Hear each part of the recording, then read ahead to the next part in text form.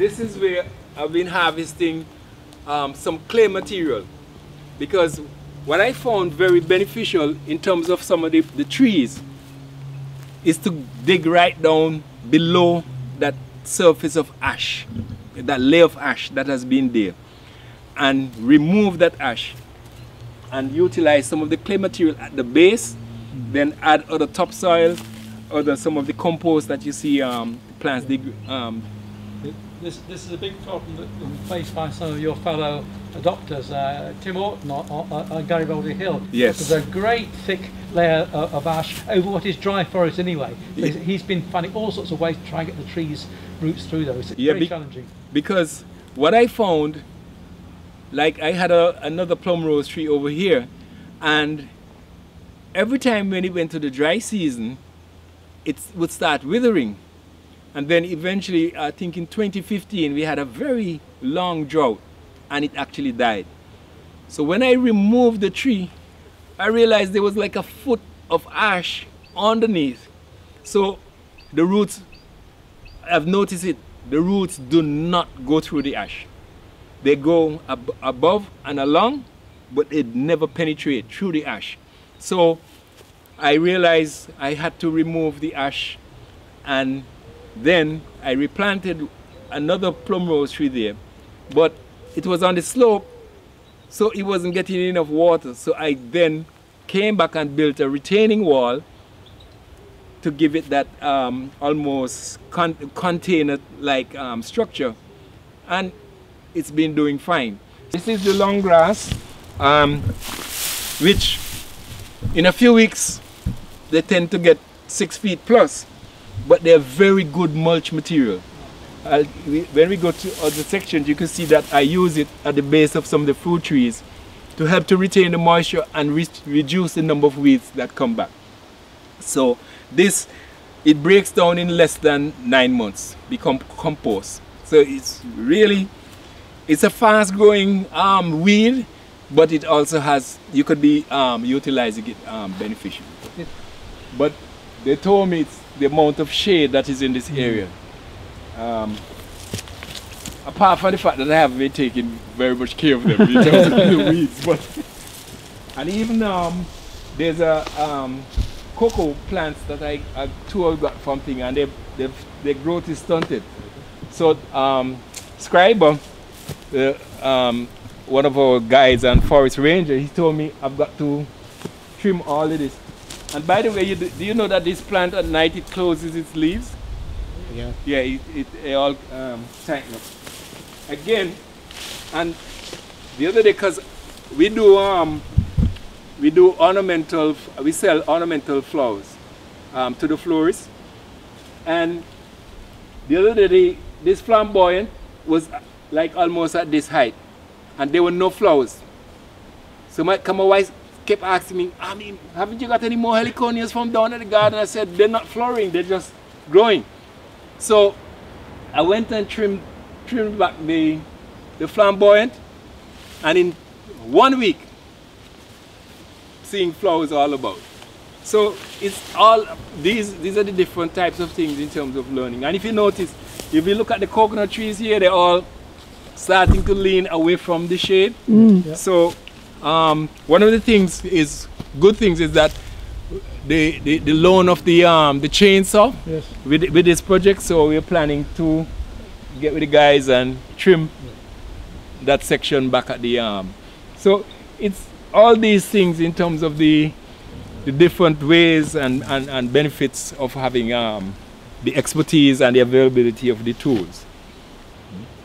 So even in terms of like the positioning, because this is gonna become a tall tree, but so you could plant it right next to this one, yes, and keep pruning this one, but you see as it's gonna take off and grow taller, but you'll have this at the base to form a in terms of the color of the leaf, yes, and the floral plants, so you'd have that at the base of this.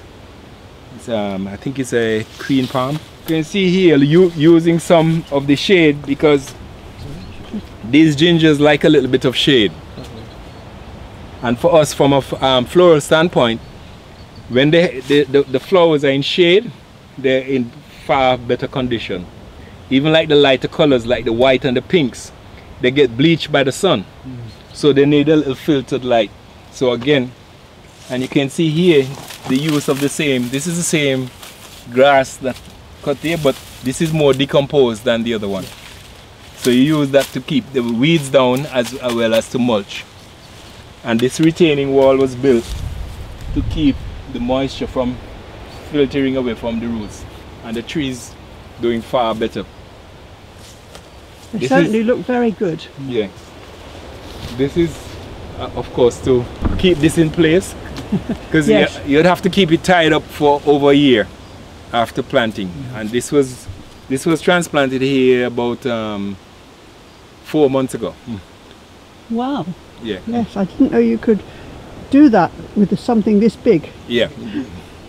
And I even learned a technique of planting it from the backhoe operator. He did it because he worked on projects in Antigua where they planted large trees, and he just came between them, lifted up the bucket, used the weight of the roots, so it just on its own kept down, came, plunked it in. But you notice what I've been doing is to mix ornamentals with fruit plants. And so like this, as I was telling you, this is a plant that I got from Elvis, star fruit. You should know this one, Antoine. What is this? The candle tree. Right, the candle tree. Yeah, the fruit actually tastes like sugar cane. Oh. Yeah. So, and then this is with the giant bird of paradise. So I'm mixing them. At home, I have as I said, a large number of plants which will be planted eventually in between. But you have to let these bigger tree-like plants be established and grow themselves first. Then afterwards, they come and put these things in here. These were just like these bananas. Those were just planted like a month or two months ago, and you can see. Yeah. They're coming up quite sprightly. Well, once this volcanic soil gets the organic material into it, it's really rich, isn't it? Yeah. But as again I said, that chicken manure, you can see how the greenness in the leaf. Once you're using that chicken manure, it does that to the plants. One of the things which I realized why they found so many other different plant species here is because I do not use herbicides. I've been trying to do organic type agriculture here, so lots of different species will keep growing. And the birds, it's amazing, under each tree you would find certain fruits growing, but you know, obviously it's where the birds sit, the droppings, and the fruit trees grow. So like I've actually planted a small hedge of sweet lime, and it's from picking up the different seedlings from around that the birds brought. Birds exploit the vegetation for food, but really the trees are exploiting the birds to spread. Exactly, yeah. Yeah. And because in Corkhill, a lot of those, what we call the blackberry or the Java plum, the spread is from the birds. Yeah. It's the birds who've transported the seeds. Yes. I mean that's a big problem, because when you're using a prolific plant like that, if you can't manage it, it takes over. And of course they couldn't manage it for 25 years because of the volcano. Exactly, exactly. And because even like the mahogany, I mean, when I was originally clearing the land, my dad said to me, make sure you maintain at least some of the larger trees here. So these trees are all well over 30 plus years. And you can see it from the size of the trunks. So in a sense, some of the things that I do is with using the shade of these the mahogany trees. As you see, over here is where I relocated the pineapples, and Yes, you see, I see. you see the difference in how they look Yes. as opposed to the ones that are over in the shade. Black. These are black. But but down there, because of the shade, they're almost looking like yellow. Yeah.